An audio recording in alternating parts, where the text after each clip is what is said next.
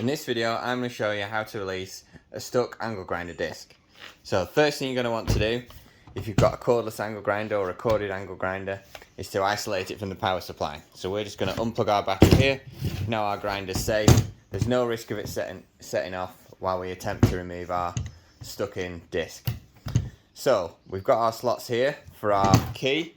So we'll just show you something you can attempt first if you've got the key for your angle grinder. So if you've got the key, you're halfway there to getting your angle grinder disc off, but don't worry if you've not got the key, we'll show you how to do it without afterwards. So the first thing you're going to want to do is take a look at the top of your angle grinder, and you've noticed that there's a little arrow here indicating a direction. What you want to do is push your thumb down on this locking button here, and that locks the spindle in place. If you don't push that down, the disc will still turn freely and you've no chance of removing your disc. So push this down with your thumb, twist it until you hear it click. Now the spindle's locked, we can attempt to put our key on. So when you're releasing a disc from an angle grinder that's stuck in there, you want to turn the nut on the opposite side, the same direction as this arrow. So if our arrow is pointing this way, we want to get our key on and turn it in the same direction as our arrow, and that will free the disc and hopefully it should come loose. If it's particularly rusty, then it might take a bit more effort, or if you've not used a grinder for a long time.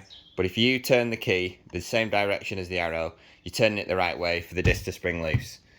So it's a little bit tricky, as you need to kind of hold the spindle locked down from one side, get your key on, and just give it a little shock.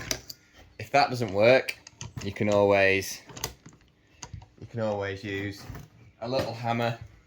Make sure you're pushing the button in from the back, locate your key on the locking nut, and then just give it a little shock with a hammer to hopefully spring the disc loose.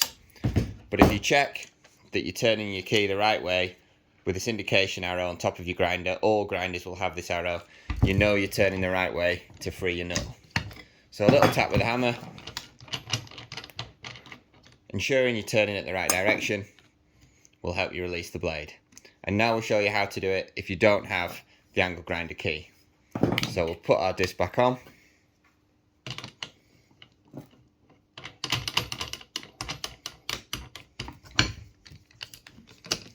Secure that in place. Again, we're going to use the same principles. We're going to push this down to lock the spindle.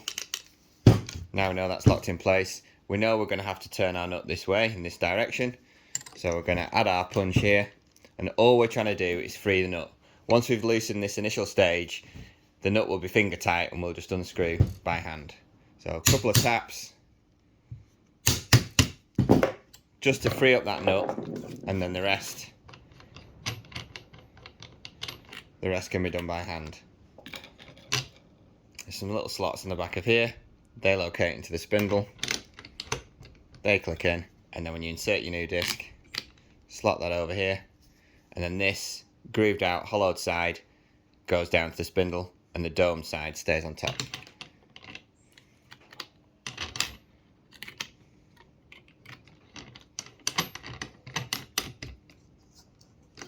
And then to make sure your disc's seated correctly, put your battery in and give it a quick blip on the trigger, and you can see that it's running true.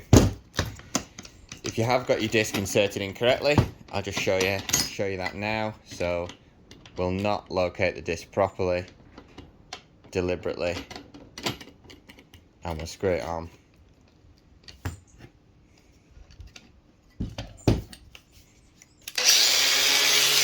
As you can see, the disc isn't spinning correctly.